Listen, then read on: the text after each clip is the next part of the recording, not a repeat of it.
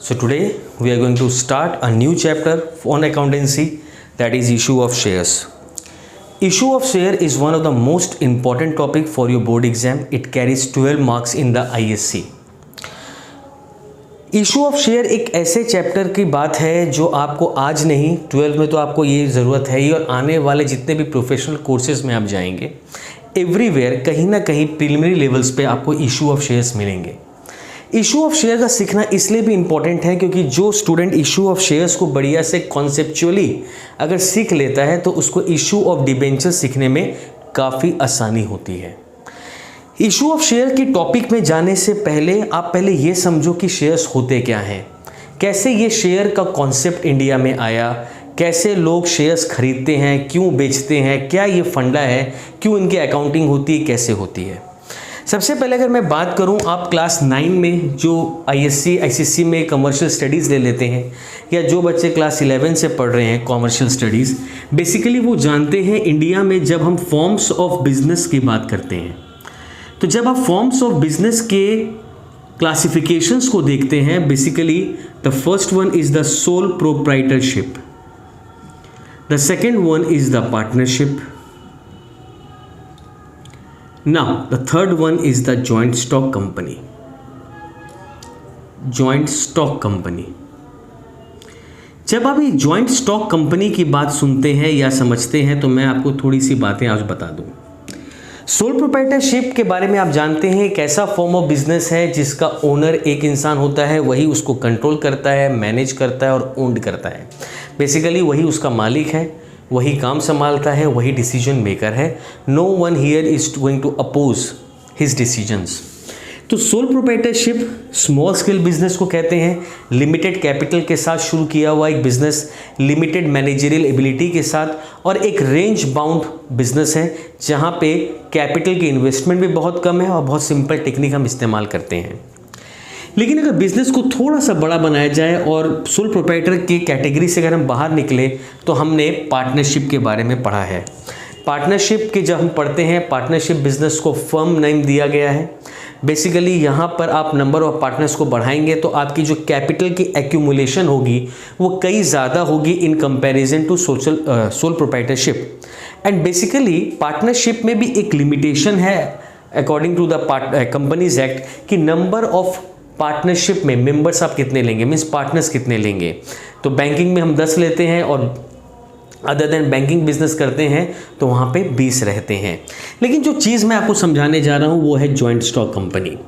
अब अगर आपको लार्ज स्केल में बिजनेस करना है, जैसे आपने बहुत सारी जॉइंट स्टॉक कंपनी की रोज़ नाम सुनते हो, basically Reliance industries, Tata steel, Maruti Suzuki, ऐसे कई ढेरों नाम है, हीरो होंडा, जो हमारे इंडियन फर्टर्निटी में सबसे बड़े बड़े नाम हैं, महिंद्रा एंड महिंद्रा वगैरह वगैरह। तो जॉइंट स्टॉक कंपनी ये होता कैसे, कैसे बनता है, कैसे लोग शेयर्स खरीदते हैं, तो इसके बारे में मैं छोटा सा डिस्कशन आपके साथ करना चाहता हूँ। बेसिकली सबसे पहले जॉइंट स्टॉक कंपनी को क्रिएट किया जाता है थ्रू प्रोमोटर्स। प्रोमोटर्स कौन होते हैं? प्रोमोटर्स वो नहीं जो बिल्डिंग वगैरह कंस्ट्रक्ट करते हैं। बेसिकली यहाँ पे प्रोमोटर्स उनको बोला जाता है who has the basic idea behind starting this business. तो कोई भी बिजनेस स्टार्ट करने के पहले कुछ प्रोमोटर्स होते हैं जिनके दिमाग में ये बेसिक आइडिया आता है कि हमको ये बिजनेस करना है। अब उनके साथ क्या होते हैं, 2-4 तरह के और प्रोफेशनल प्रोमोटर्स जुड़ते हैं। बेसिकली एक ऐसे लोग हैं जो फाइनेंस प्रोवाइड करते हैं, कुछ ऐसे हैं जो बिज़नेस को चलाते हैं। तो बेसिकली ग्रुप ऑफ पीपल हैं जो प्रोमोटर्स बनते हैं और वो बिज़नेस को पहले इस्टेब्लिश करते हैं, बिज़नेस को चलाते हैं। अब बात क्या होती है, जब इनको ऐसा लगता है कि बिज़नेस को एक बड़े स्केल पे लेकर जाना है तो इनको चाहिए फंड, और ये फंड आएगा कहाँ से? तो उनके दिमाग में एक चीज़ आई कि क्यों ना हम अपने कंपनी के शेयर्स बना दें। अब ये शेयर्स क्या होते हैं सर? सोचो, कंपनी को कैपिटल चाहिए, वो भी लार्ज कैपिटल चाहिए, because we want to produce large quantity of goods और लार्ज स्केल में बिजनेस करना चाहते हैं, तो आपको कैपिटल चाहिए। और ये कैपिटल आपको देगा कौन? बैंक से आप कितना लोन ले लेंगे? तो सबसे अच्छा तरीका है कि हम पब्लिक के पास चलते हैं। अब किसी भी पब्लिक को बोलेंगे कि भाई मेरे कंपनी पे आप इन्वेस्टमेंट करो। बेसिकली शेयर्स बेचना मतलब लोगों को ये बोलना कि आप मेरे कंपनी में इन्वेस्टमेंट करिए। तो लोग ये सोचेंगे कि भाई कंपनी में इन्वेस्टमेंट करें क्यों, हमारा क्या फ़ायदा। तो हम पब्लिक को कहते हैं कि आपको हम 2 फ़ायदा देंगे। क्या क्या? एक है वो है डिविडेंड। अब सर ये डिविडेंड क्या होता है? और दूसरा है appreciation in the price of the shares. Public को शेयर बेचने से पहले आप ये चीज़ ज़रूर ध्यान में दें कि आप करने वाले क्या हैं। सबसे पहले आपको कैपिटल चाहिए। कैपिटल के लिए आप पब्लिक को अप्रोच कर रहे हैं, लेकिन आप पब्लिक को जब अप्रोच करेंगे तो पब्लिक को आप कहेंगे कि आप मेरा शेयर्स खरीदिए। अब ये शेयर्स बनते कैसे, मैं आपको समझाता हूँ। सपोज करो हमारा टारगेट है कि हमको 50 लाख ऑफ रुपीज़ चाहिए, ठीक है। पहली बात, हमको 50 लाख रुपीज़ चाहिए। मैंने अपने एक शेयर के, मैंने एक टुकड़े को वैल्यू किया 10 रुपये, यानी मैं अगर नंबर ऑफ शेयर्स लिख दूँ 5 लाख, तो 5 लाख शेयर्स अगर हम मार्केट में बेच दें 10 रुपये के हिसाब से, तो हमें 50 लाख मिल जाएंगे, जिससे हमारा बिजनेस चलने लगेगा। लेकिन आप मार्केट में कितने शेयर्स बेचेंगे ये कौन डिसाइड करेगा? आप नहीं। हमारे स्टॉक मार्केट को जो बॉडी रेगुलेट करती है वो है सेबी। जैसे इंडियन क्रिकेट टीम को बीसीसीआई रेगुलेट करती है कि इंडियन टीम कहाँ टूर करेगी, कहाँ पे क्या मैच होगा, कौन खेलेगा नहीं खेलेगा, वैसे ही इंडियन स्टॉक मार्केट में कंपनी की लिस्टिंग, डी लिस्टिंग। अब इसे लिस्टिंग डी लिस्टिंग क्या होता है? कभी आप कोई भी न्यूज़ चैनल खोलना, बिजनेस न्यूज़ चैनल, वहाँ पे शेयर के दाम ग्रीन और रेड में रहेंगे। कोई कंपनी का शेयर बढ़ रहा है तो ग्रीन है, घट रहा है तो रेड है। ये शेयर के प्राइसेस कैसे होते हैं, क्यों बढ़ते घटते हो, तो मैं बाद में आऊँगा। पहले ये शेयर की लिस्टिंग करता कौन है? सेबी। तो बेसिकली जब किसी भी कंपनी को पब्लिक लिमिटेड कंपनी बन के मार्केट में आना है तो पहले आपको सेबी को अप्रोच करना होगा। सेबी से आपको ऑथराइजेशन लेना होगा, वेदर वी आर एलिजिबल और not. If we are eligible then how much money we can raise from public. तो सोचो आपको सेबी ने 50 लाख रुपए की लिमिट दे दी and you are eligible to issue shares worth ₹50 lakh to the public.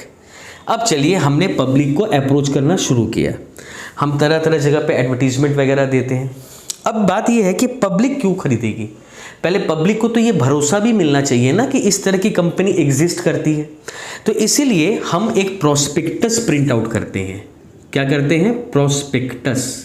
ये प्रोस्पेक्टस होता है कंपनी का पास्ट, कंपनी का प्रेजेंट और आने वाले कंपनी के सारे फ्यूचर प्लान्स के बारे में। अब अगर कंपनी के सारे प्लान्स को, पास्ट हिस्ट्रीज को देखकर पब्लिक को ये लगता है कि it's a worth to invest in such company, यहाँ पे इन्वेस्टमेंट करना अच्छा हो सकता है क्योंकि कंपनी का फ्यूचर प्रोस्पेक्ट बहुत अच्छा है, इससे हम लोग को फ़ायदा पहुँचेगा। तो पब्लिक को सर क्या फ़ायदा पहुंचता है? क्यों पब्लिक शेयर मार्केट के पीछे इतना रहते हैं? कुछ लोग बोलते हैं ये जुआ है, कुछ लोग पागल हुए रहते हैं, कोई लोग बहुत पैसे कमाते हैं, कोई लोग पैसे खो देते हैं। ऐसा क्यों? बेसिकली शेयर मार्केट की बात अगर हम करें तो वहाँ पे अगर आप इन्वेस्टर के तौर पर आते हैं और ट्रेडर, देखो 2 चीज़ पे कभी भी भूलना मत। एक ही बंदा ट्रेडर हो सकता है और एक ही बंदा इन्वेस्टर। अगर आपका अप्रोच होता है कि आप लंबे वक्त के लिए पैसे इन्वेस्ट कर रहे हैं, देन आपको हम इन्वेस्टर की कैटेगरी में डालते हैं। और ट्रेडर वो लोग होते हैं जो रोज़ या हफ्ते में 4-5 दिन जो बाज़ार खुलता है रोज़ खरीदते हैं और बेचते हैं। ये बहुत बड़ा कॉन्सेप्ट है, लेकिन अभी मैं आपको बस इतना समझाना चाहता हूँ। Being a share holder, if you are investing your money in purchasing any type of securities in any company, तो आपको कंपनी से डिविडेंड मिलेगा। डिविडेंड क्या होता है? कंपनी साल भर बिजनेस करेगा और पार्ट ऑफ प्रॉफिट वो क्या करता है? अपने शेयर होल्डर्स में बांटता है। उस पार्ट ऑफ प्रॉफिट को बोला जाता है डिविडेंड। और कंपनी अगर बहुत अच्छा परफॉर्मेंस देती है तो कंपनी का मार्केट में शेयर का डिमांड क्या होता है? राइज करता है। और जब कंपनी का मार्केट में शेयर का डिमांड राइज करेगा तो उसका वैल्यू क्या होगा? एप्रिशिएट होगा। और जितना एप्रिशिएट होगा आपका इन्वेस्टमेंट उतना बढ़ेगा। तो ये होता है बेसिक आइडिया किसी भी इंसान के लिए शेयर मार्केट में एंट्री करने का। तो यहाँ पे दोनों पार्टीज को फायदा हो सकता है। पहला पार्टी हुआ आपका कंपनी, उसको चाहिए लार्ज फाइनेंशियल रिसोर्सेज जो उसको पब्लिक के अलावा कोई नहीं दे सकता। और पब्लिक से अगर पैसा लेना है तो पब्लिक को अप्रोच करना पड़ेगा, पब्लिक को ये बताना पड़ेगा कि that your investment is safe, you are going to earn a regular part of profit and your investment is going to increase many folds. तो ये होता है शेयर का कॉन्सेप्ट। अब आपको क्या सीखना है? अब आपको सीखना है अकाउंटिंग। अब अकाउंटिंग कैसे होती है आपको मैं समझाता हूँ। देखो, अब हमारे एग्जाम्पल में अगर आते हैं तो हमने 5 लाख शेयर पब्लिक को बेचे, 10 रुपये दाम है। कंपनी को ऑथोराइजेशन मिला है 50 लाख का। अब मैं आपको बताता हूँ ऑथोराइजेशन क्या है। एक्चुअल में क्या होता है, हमारे यहाँ पे आपको 3 टर्म बहुत फेमसली आपको मिलेंगे बार बार। ऑथोराइज्ड कैपिटल, इशूड कैपिटल और सब्सक्राइब्ड कैपिटल। अभी क्या कॉन्सेप्ट होता है ये तीनों का, देखो टर्मिनोलॉजीज को समझ लीजिए। तो आप गए सेबी के पास, सेबी से आपको ऑथोराइजेशन मिला that you can raise 50 lakh from the public by issuing shares to them at the rate of ₹10 and you are going to issue 5 lakh shares. ये आपका ऑथोराइजेशन है। आप 50 लाख पब्लिक से ले सकते हैं। लेकिन अभी आपने देखा कि आपका जो इन्वेस्टमेंट प्लान है, जहां पे आप प्लांट लगाना चाहते हैं, इंडस्ट्री सेटअप करना चाहते हैं, उसके लिए सिर्फ आपको 20 लाख रुपए चाहिए। तो कंपनी क्या करेगी, 2 लाख शेयर बेचेगी एट द रेट ऑफ ₹10 और 3 लाख शेयर कंपनी अपने पास रखी रहेगी फॉर द फ्यूचर कंटिजेंसीज। अगर कभी ऐसा हुआ कि हमको अपना ग्रोथ और करना है, अपने को डाइवर्सिफाई करना है, बिजनेस में नया मोड, एक्सपेंशन, इनोवेशन कुछ भी करना है, तब पैसे को ज़रूरत पड़ेगी, तब हम ये शेयर इशू करेंगे। अब आप तो कर दिए 2 लाख शेयर इशू, किसको? पब्लिक को। अब पब्लिक करेगी सब्सक्राइब। अब पब्लिक को जब सब्सक्रिप्शन के लिए कहा जाएगा तो ज़रूरी नहीं है कि पब्लिक आपके पूरे 2 लाख शेयर खरीद ले, हो सकता है खरीद भी ले। तो अगर पूरे पब्लिक 2 लाख शेयर खरीद लेती है, इसे कहते हैं सब्सक्राइब्ड। कम भी खरीदेगी तो भी सब्सक्राइब्ड, ज़्यादा के लिए अप्लाई करेगी वो तो हम दे नहीं सकते। तो 190 खरीदे, 2 खरीदे, 1 खरीदे, जितना पब्लिक खरीदेगी उसे हम सब्सक्राइब्ड कहेंगे। ये हुए 3 बेसिक टर्म। अब सर और आपको 6-7 टर्म में समझाता हूँ इशू ऑफ शेयर में। पहली बात जो बहुत इंपॉर्टेंट है आपके लिए समझना, कि जब आप पब्लिक को शेयर इशू करते हैं, ठीक है, आपने कर दिया, तो हमारे एग्जाम्पल के हिसाब से तो आपने 2 लाख शेयर बेच दिए एट द रेट ऑफ ₹10। पहली बात, कंपनी ये 10 रुपये एक साथ नहीं लेता है, ये थियोरेटिकल बात है। अगर आप प्रैक्टिकल फील्ड में आएंगे तो कोई भी कंपनी का जो फेस वैल्यू होता है, आज के दौर में तो कोई भी कंपनी 10 रुपये में शेयर बेचती नहीं है। ज़्यादातर आपको इस 10 रुपये का दाम 800-900 पे चला जाएगा।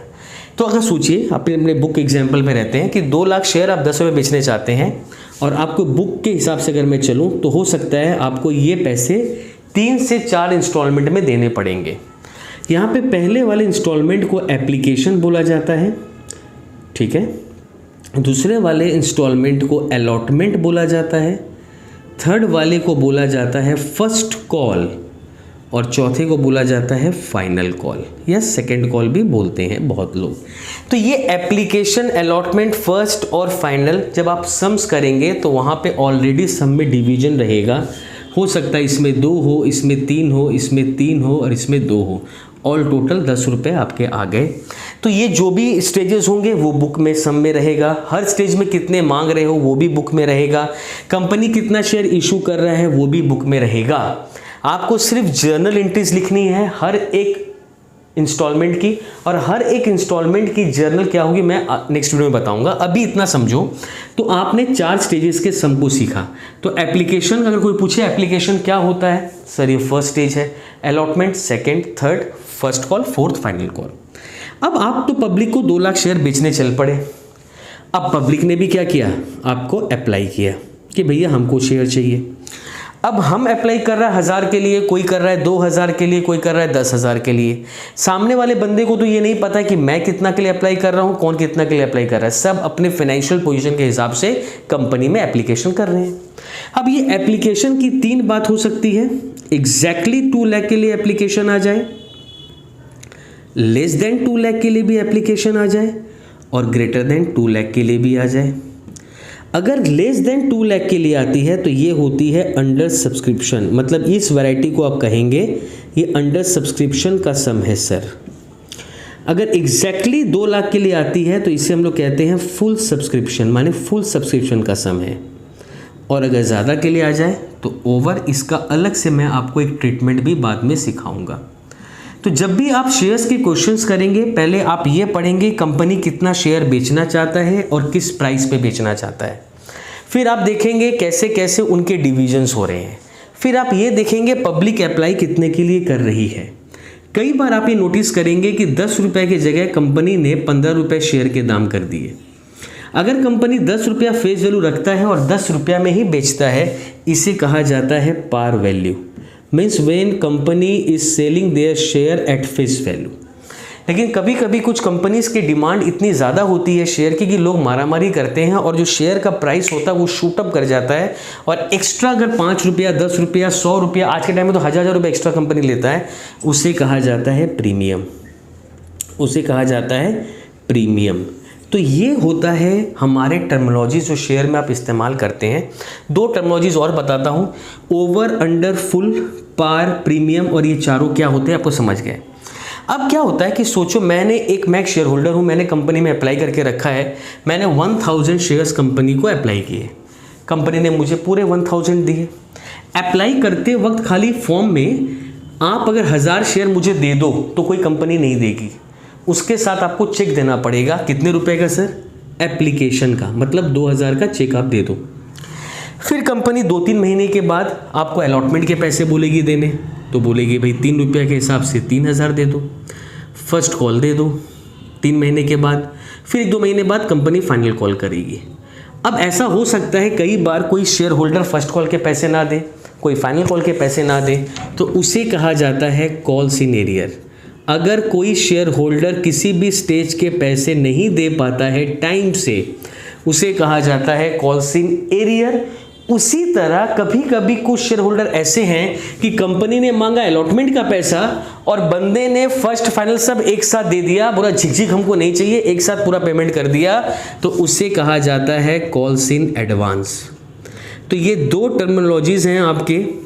तो बेसिकली इन पे भी सम्स करेंगे। तो नेक्स्ट वीडियो जो हम करेंगे उसमें मैं आपको पहले एक सिंपल सम कराऊंगा, फिर मैं आपको समझाऊंगा कॉल्स इन एरियर को कैसे अकाउंटिंग किया जाता है, कैसे कॉल्स इन एडवांस की जर्नल एंट्रीज होती है, कैसे इन डिफरेंट सिचुएशंस को हम हैंडल करते हैं।